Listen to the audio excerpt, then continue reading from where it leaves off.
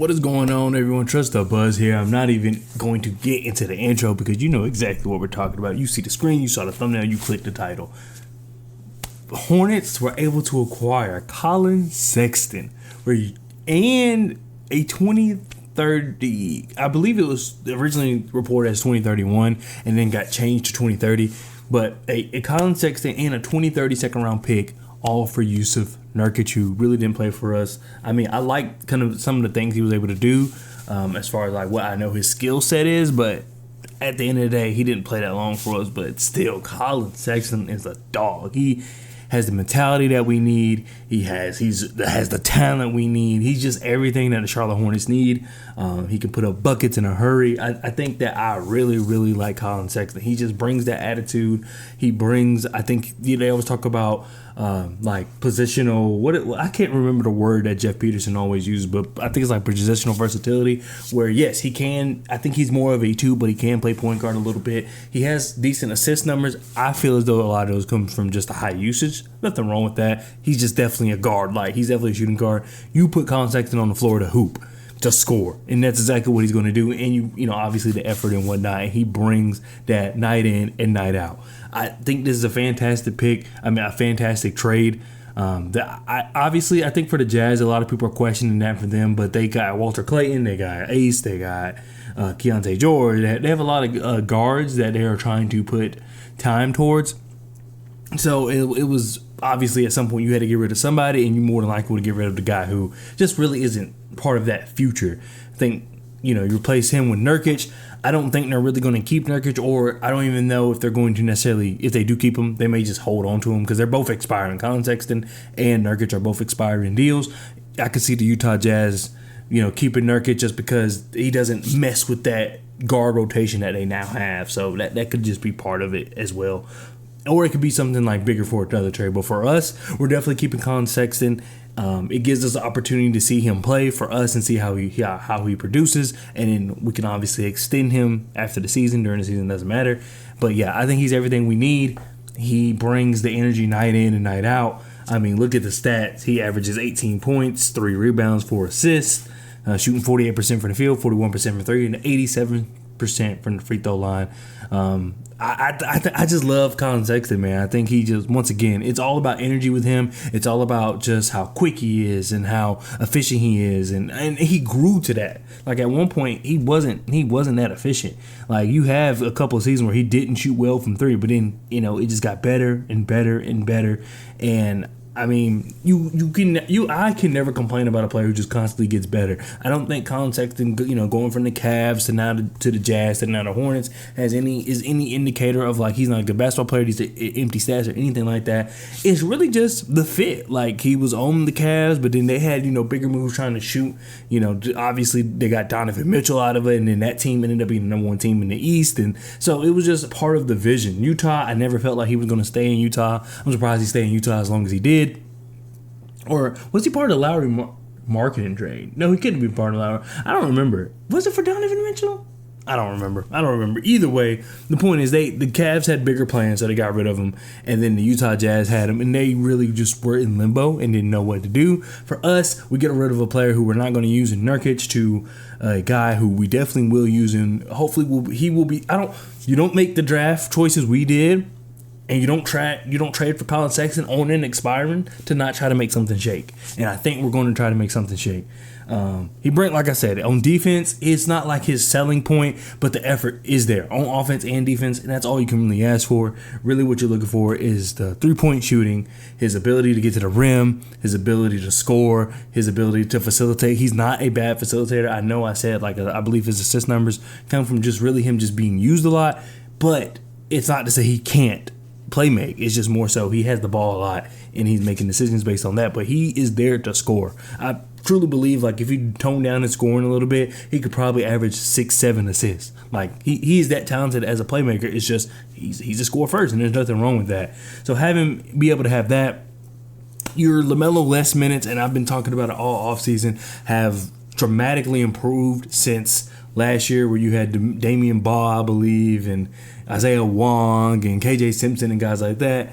Now you're possibly going into Con Knipple, Brandon Miller, Obviously, Collin Sexton, possibly Trey Mann. Like those minutes just look completely different. KJ wasn't bad, so like him being able to improve Sion James, there's just a lot has changed.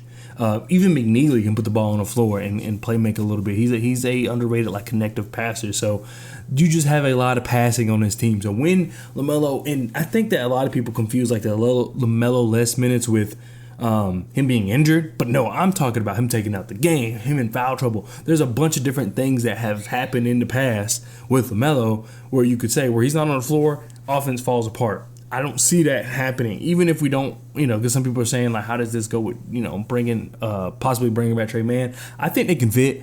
I think that Trey Mann he doesn't bring like the dog mentality on defense the way Collin Sexton does. But I believe Trey Mann is a more cerebral defender where he's playing the pass lanes, he's making things happen. Collin Sexton is just more like the dog. He's just a pest night in and night out. I believe Trey Mann is just the one he's like more of an event creator. And, both have their roles in the league, and they both definitely have their roles on our team. So, yeah, there's not enough you can say about Collin Sexton. He can play off the ball. He can play on the ball. LaMelo can now play off the ball. Trey Mann can play off the ball. Con can play off. Like, he just works with every potential lineup we could possibly have. He fits with it. And he doesn't change anything. Yeah, he may take more shots than a guy that typically is your backup point guard or backup shooting guard, whatever the case may be. But at the same time, it's okay. Like he's efficient. He's efficient, man. And look, let's be real. New team, things like that. I don't expect him to hit the ground running. Like I don't believe you're going. And even throughout the season, you're not going to get 24-point a game, Collin Sexton. You're not going to get 20 points. You might not even get 18. But you might get like this Collin Sexton here with better shooting. You might get like these same shooting splits, but now he's averaging 16 points, maybe a little more rebounds. You know what I mean? Or a little more assists, I'm sorry. And then I honestly could see him averaging a steal a game potentially with this team. So even though, he's not this defensive type of point guard or this extreme playmaker type of point guard, he's still a very good point guard. And I felt like a contender should trade for him. Glad it's us, and maybe contending for the 6th seed. But I'm telling you, with the draft we had, that's people were telling me like, oh, I don't know, you can still play Con, and it doesn't necessarily mean that we're going to win. But for me personally, I just don't see the point of drafting Con. As good as I'm telling you, I believe Con is good, but I don't see the point of drafting Con if you're going to wait another year or two to try to do something. And it's not because Con is Cooper. It's not because Con is Dylan Harper. It's more so because Con is one of the few rookies that can give you something year one. There's not too many rookies that can. He's one of them. And McNeely, I think if he finds his shot, he can be another one. You don't do that. I mean, and Ryan Kalkbrenner, Sion James, both are rookies who can give you everybody we've got through the draft class are rookies that can give you something their rookie year, and that just doesn't happen often. Oftentimes you're trying to let rookies grow and then make mistakes, and these guys are going to still make their rookie mistakes, and they may not be as great as they were in college or show like the flashes they want or anything like that, but at their worst they provide a skill that's required in the NBA, and it's definitely more importantly a skill that we need for the Charlotte Hornets. So you add Collin Sexton to that and just his attitude, I'm telling you, this is going to be a different team. I've been a Hornets fan long enough to know not to get too excited. We will see when the season happens, but on paper, we're looking really good.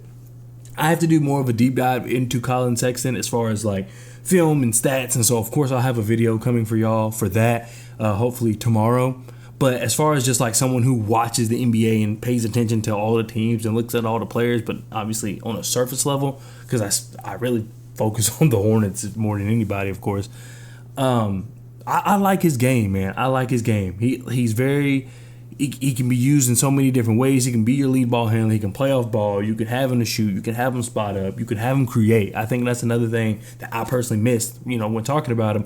He is an exceptional creator with the ball in his hand. So I expect a lot of good things to happen. I'm super excited to have Collin Sexton. This is the type of player I think we need. This is the type of player that can really change where we're going to go next year. And I know I said that like we may be competing for the 6th seed, but what I want, and I've said this before, we just need to get some talent, get some guys who we just believe in, not just, oh, we're trying to get the right amount of roster spots, or get some guys you truly believe in that, you could see a way that how they fit into your future and put them out there.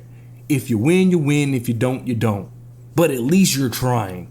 And I think that's like the stage we needed to be in. We don't need to be in this, let's keep tanking and tanking and tanking. No, East is going to be weaker next year.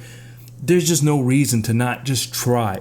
And I've said this because this is like my backup plan to that. I would not be mad if we took the Spurs route. Like we saw what the Spurs did. They played hard. They were kind of flirting with the play-in spot on and off. They got De'Aaron Fox and they kind of went on like a bad stretch before they got De'Aaron Fox. Then they got De'Aaron Fox and kind of were clawing their way back. Then they realized, you know what? We're at the end of the season.